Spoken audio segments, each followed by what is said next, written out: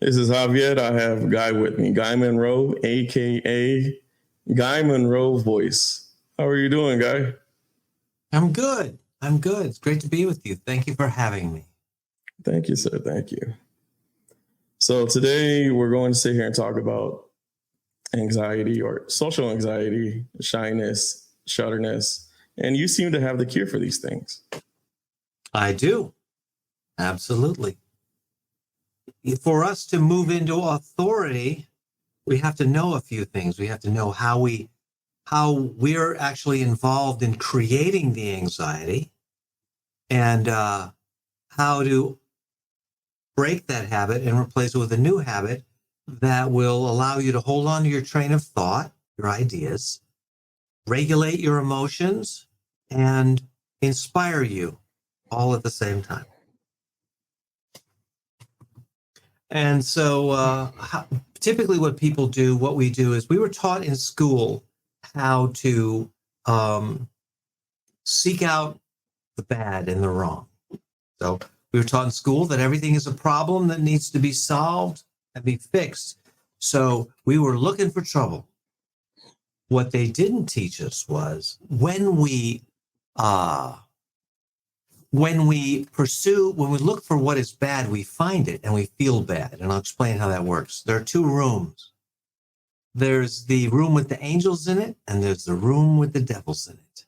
So let's say you're a kid and you want to perform at the school pageant, and you've been trained all about the devil room, not the angel room at all. Angel room is a place where you would go when you were a kid, when you were at the beach. When you were playing in a sandbox, you go to the angel room. But nobody taught you how important the angel room is in social settings. All you know is that you get an A on your report card when you seek out the bad, the wrong, and the incorrect. And you're told that it's called critical thinking, you're told. It's not critical thinking. It's just negativity. We could talk more about critical thinking later. Seeking negative evidence is really doable if you've noticed. And in social situations, it's very dangerous because social situations are all high stakes situations. And high stakes situations are emotional situations. They're loaded with emotions. So you'll notice when you try to get a hold of or a handle on your emotions, you'll try and numb out. You'll try and turn off your emotions and just be in your head. But that doesn't work in social situations because in social situations, people say, I love you, and they mean I like you. They say, I love you, and they mean I hate you. People say, I love you, and they mean I love you. So what do they mean? So we read people's feelings. So we're loaded with feelings ourselves, and it's very emotional social settings. So we have to learn how to be okay with that. So a little girl wants to go out and sing her song on stage, and she gets out on stage and says, wait a minute. My teacher taught me that if I really want to do things well, I have to use a scientific mind. And the scientific mind is to look for the bad, the wrong, and the incorrect. So I'm going to start doing that. She starts checking out everything around her. And she goes, well, let's see. My shoes are brand new. The heels aren't broken in. And if I do a little dance routine on this stage with my brand new shiny black shoes, I may create blisters in my heels. And then what? What if I forget my lines? The lady walks up and says, 2 minutes, you're going on. What if I forget my lines? What if they don't like me? What if they're all this negativity? And so by the time she steps out into the spotlight, which shocked her, she doesn't have room for it as something to play with. It is a threat. Blinding lights, you can't see the audience because she thought that she would be able to see her mom in the front row, but she can't. So her anxiety is climbing and climbing and climbing. And by the time she gets down to the microphone with the blinding bright lights in her face, she is so filled with anxiety and fear that she runs off the stage in tears. So what does Tony Robbins do? What does Brad Pitt, Johnny Depp? What do your favorite actors do? What do your favorite singers do? They know that there are two rooms as well. And that if they go to the devil room, they'll be filled with anxiety. Because when you look for what is wrong, you find it, and it's evidence of things being out of control. Versus looking for things that are right which make you feel in control. Because that keen awareness that you use to look for the devils and all the things that are wrong, it's the same awareness that you use to look for the angels and everything that's right.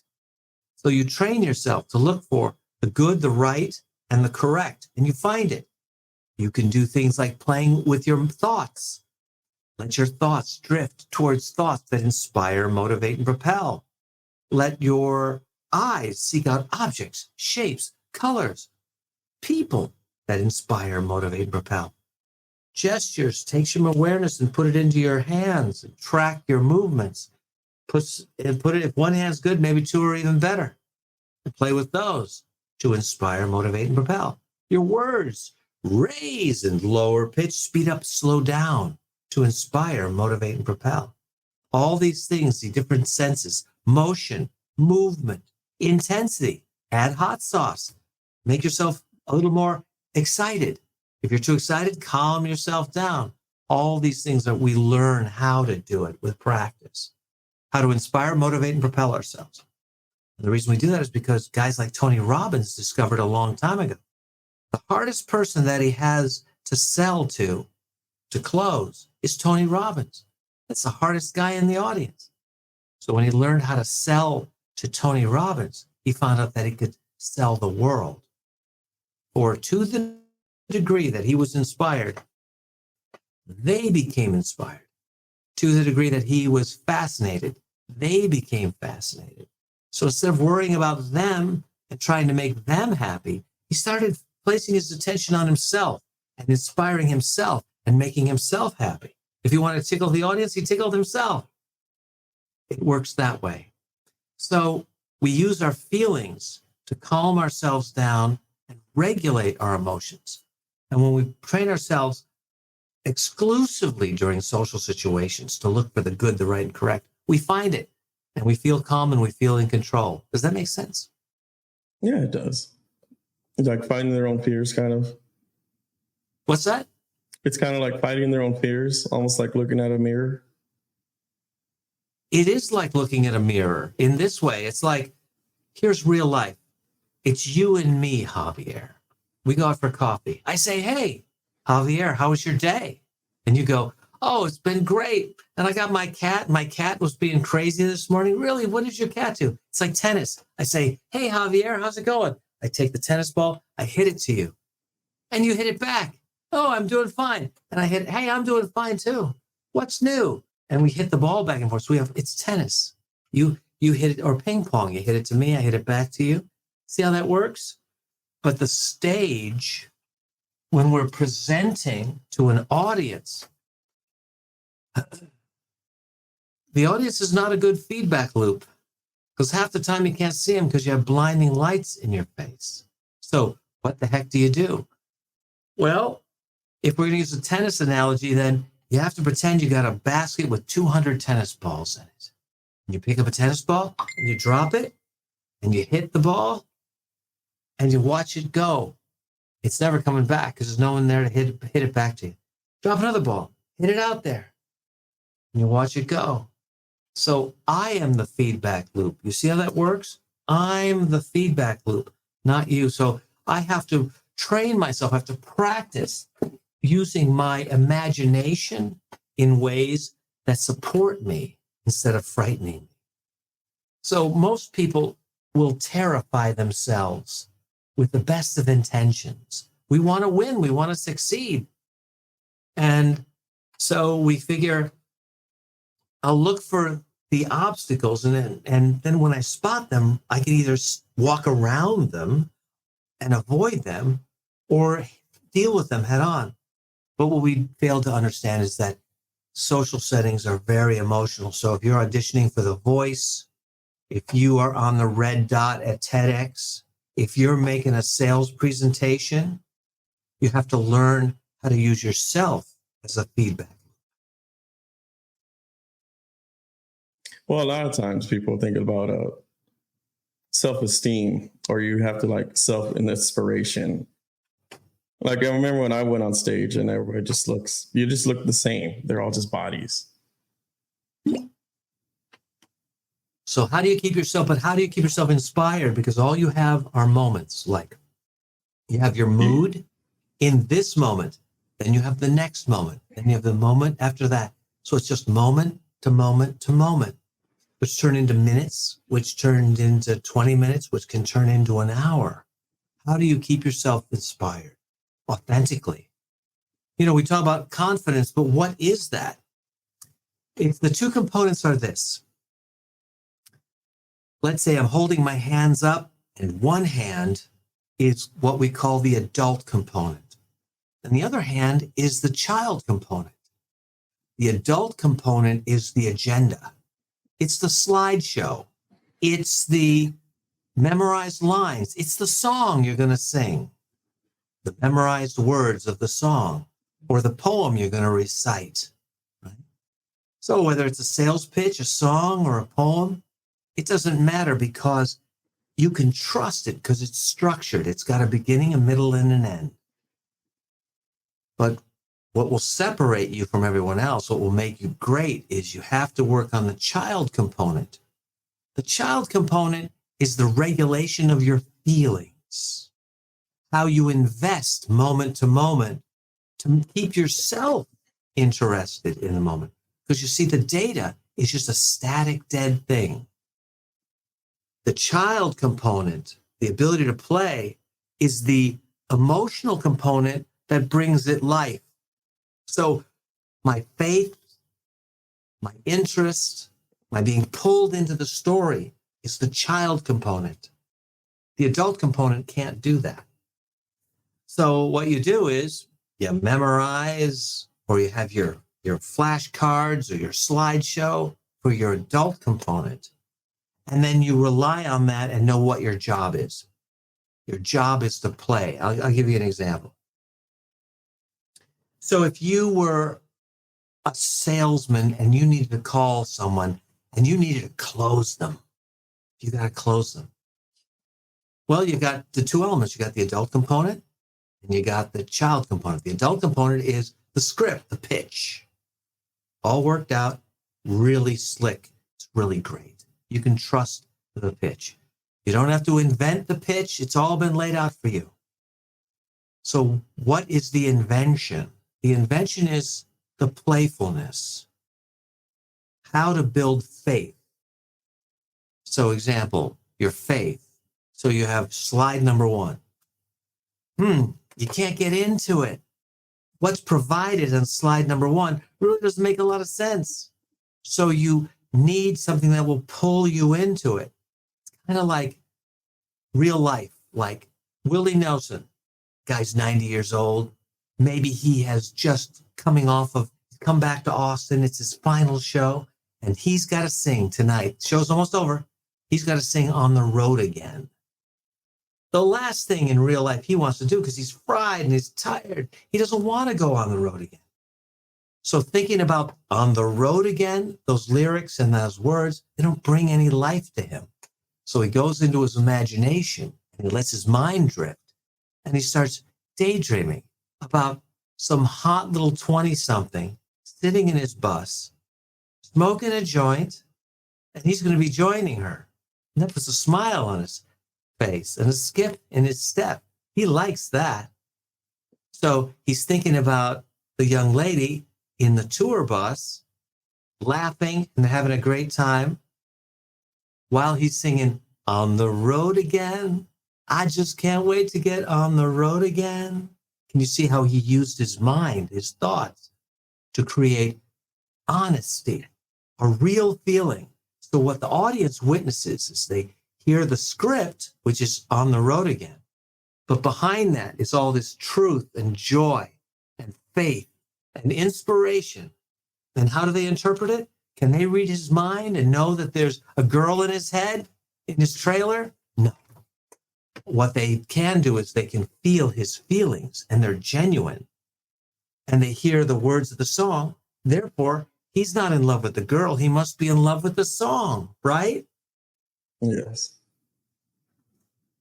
One of the things is like, why is it so hard for people to read body languages? What are you talking about? Like reading people's language, like their body language when you're sitting there talking to them. Ah, so, so the one thing, my recommendation is you don't ever want to do. You don't want to watch these FBI guys and these former CIA guys say, whatever you do, don't look up and to the left. It means that you're not sincere. Or don't do this with your hands, or don't do that with your hands. That is absolute nonsense. That's bullshit. It doesn't work. And the reason it doesn't work is because you cannot spend your time hiding your moments. Because in your head, if your mind is full of fear, you're engaged in activities that frighten you, or your mind is engaged in activities that don't inspire you, then you're approaching it wrong. You got to think like Brad Pitt. Brad Pitt's been acting for quite a while. Why do we like Brad Pitt? Whether or not he's playing a con man, whether or not he's playing a secret agent, whether or not he's on a spaceship to Mars, doesn't matter. What Brad Pitt does is he always tells the truth. And that's what you need to do. Give you an example. I had recently a client in Austin in a custody battle. The mother of his child won't let him see his daughter, and he wants to see her. So he's got some cash. He hires a legal team, and they get prepared for a jury trial so he can get some more custody rights. And they film him and to see how he handles himself in the witness box. So they film him, and he hides his expressions. His face gets all stiff. And they say, hey, I'll make up his name, Billy, tell us about how much you love your daughter. He hides all of his facial expression. It gets really stern looking and weird looking because he doesn't want people to see how scared and nervous he is. And he goes, I love my daughter with all my heart. She means the world to me. I just want her to be happy. And his defense team played it back. They said, we got a problem here, Billy, because you look like a stalker. And there's no jury in the world that's going to want to help you if you behave like that in the court of law. So I worked with him for a couple of months before the jury trial. And what I trained him to do is to do what Johnny Depp does, to do what Brad Pitt does, or whoever your favorite actor or favorite singer does. I taught him how to inspire himself authentically. Because in a court of law, there can be no lie in you. Because we're looking for lies. Don't you understand? It will come out in your gestures and your fidgets and the way you sit. Your discomfort will come out. So if you have discomfort while you're sharing information, if you have discomfort on one hand, the emotional component, if you have discomfort on one hand, and you're sharing truthful information, they don't mix. Because what people are going to perceive is your discomfort, your distrust. They're going to feel those feelings. And the words come out, I love my daughter. And the words come out, I just want her to be happy. But what they're feeling is your distrust. And it comes off as them perceiving it, you don't love your daughter. You don't care. They don't know that you're nervous. So what I had to train them to do was, let's talk about your daughter. And what I need you to do is let your mind drift towards moments when you're together. And it's going really well. And he said, I can see it, Guy. 7-year-old birthday party. Bringing a cake towards her face and the glow of the candles in her face and the sparkle in her eyes and the joy and the wonder that she's about to blow out the candles in her birthday cake. I said, how does that make you feel? Like I'm absolutely safe, like I'm being held, like I don't have a care in the world. And I said, good. You need to see things like that when you talk about your daughter. Now, it doesn't have to be about your daughter because it may not show up when you got to talk about your daughter. Your crazy cats playing with each other might show up. And you may be having a feeling about how you love your cats while you're talking about your daughter. the audience can't read your mind, but they can read whether you're having a good time, whether you're not having a good time. So if you're talking about your daughter and your mind is drifting towards your cats playing, then the joy that you're seeing in this moment, it's only good for this moment, while you're talking about your daughter, makes you look very agreeable and available and full of love and full of joy and availability, you see. So if you think it's hard to hide your lies, you can't hide your lies. It's better that you show your truths and you train yourself to inspire yourself authentically to whatever degree you need to on a scale of 1 to 10 per moment, so that you train yourself that you can't block your blocking. You can't, and I'm going to gesture here and I'm going to say this. No. What you have to do is it has to be very free form and you have to be playful while you're sharing the information. It's improvisational, because the opposing counsel will ask you a question, or your defense team will ask you a question, and your head has to be in the right place. So can you see that if you're looking for the bad, the wrong, and incorrect, it'll bring you bad feelings, because it'll make you feel incorrect while you're sharing information. It'll give you anxiety. Kind of a different way of looking at things, isn't it? Yeah, a lot, actually. Just a part of like, they need to come out and just be themselves and just have a sense of confidence. When he's in a shock, you see, so Brad Pitt isn't lying when he's in a total make-believe situation. Do you understand how amazing that is? He's sitting in a cardboard room and he's imagining that he's going into a rocket ship to Mars. And everything he says has to be truthful. What Brad Pitt has become a master of is telling the truth. Now, the agenda will be the script. But he has to has to have true feelings while he says each word of the script. And you look for the lie in his eyes, you won't find it, or his body. You won't find it. That's why these people don't have to come up to us in the movie theater and go, "Did you believe me? Did you believe what I said?" I believed everything you said. Yeah, it was amazing. Wow. Well, we can do that too. You know, a lot of people don't know, but you've been a speech and singing coach for 20 years. And you have dealt with people from the X Factor, from The Voice, TEDx, so forth, as well as assisting attorneys to win over courts. Yep. And you still have a lot more to give and do when it comes to this world. So, yeah. So I love people moving into their authority. What an interesting word, authority. Author, think about it. If we compare that to the word bicycle,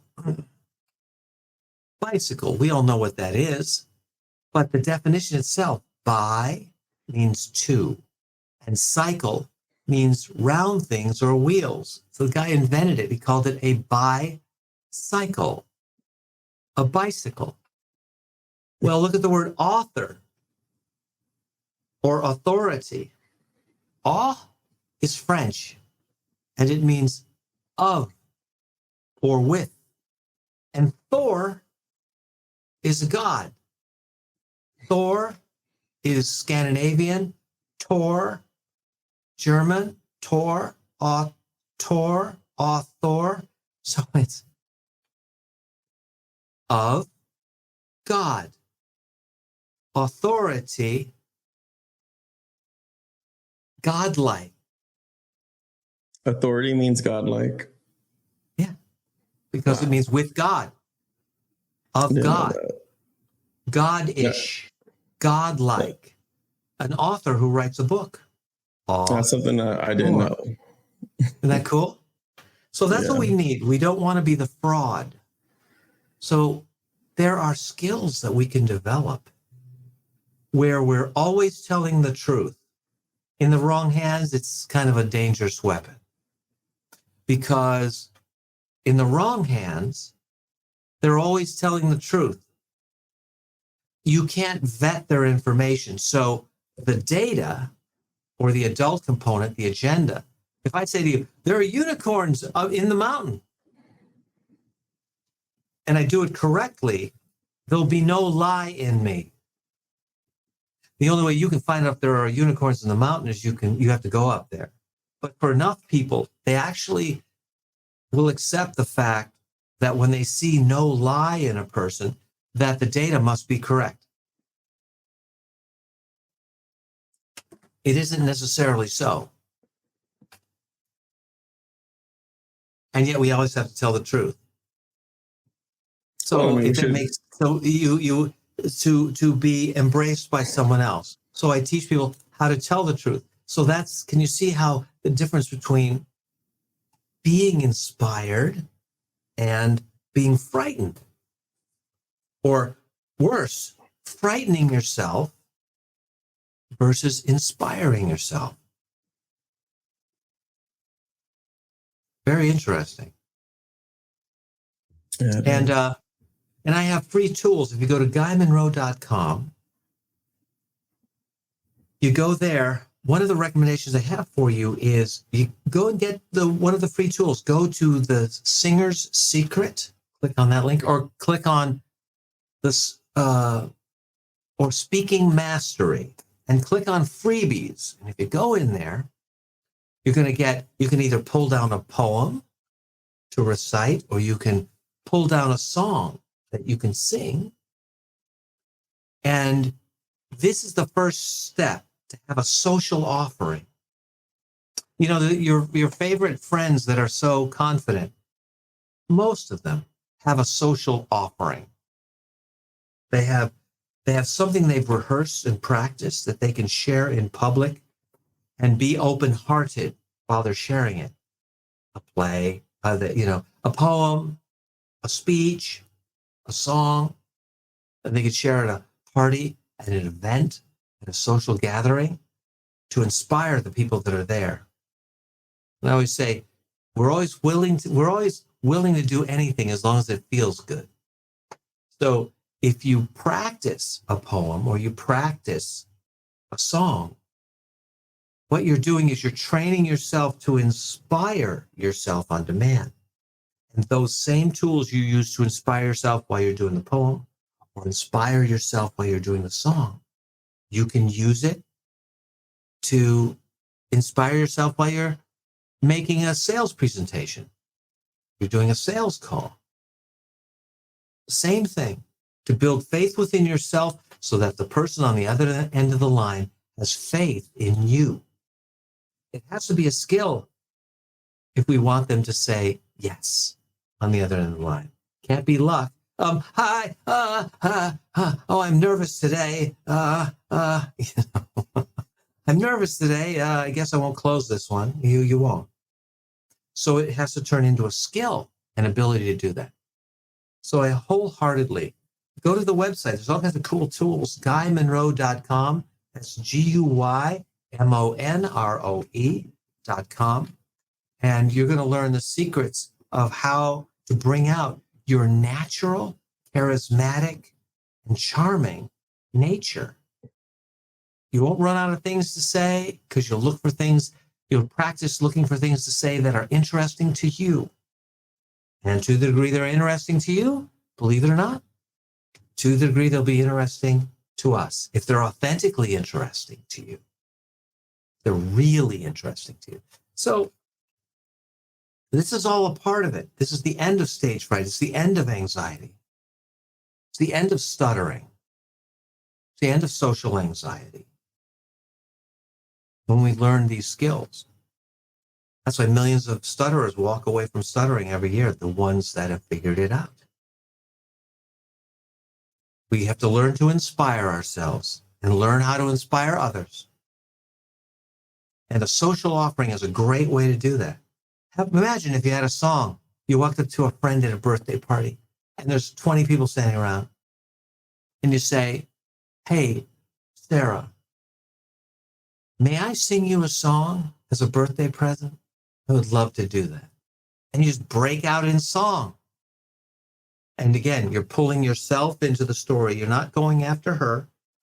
You're pulling yourself into the story using your mind, your eyes, your voice, your movements, your creative imagination, to see it when you say it, to taste the chocolate in your mind's eye, to feel the heat of the sun on your face in your imagination, to feel the wind in your face in your imagination, or the rain in your face in your imagination while you're telling the story, to inspire yourself. Does that make sense? Yeah, it does, actually. So I got one more thing.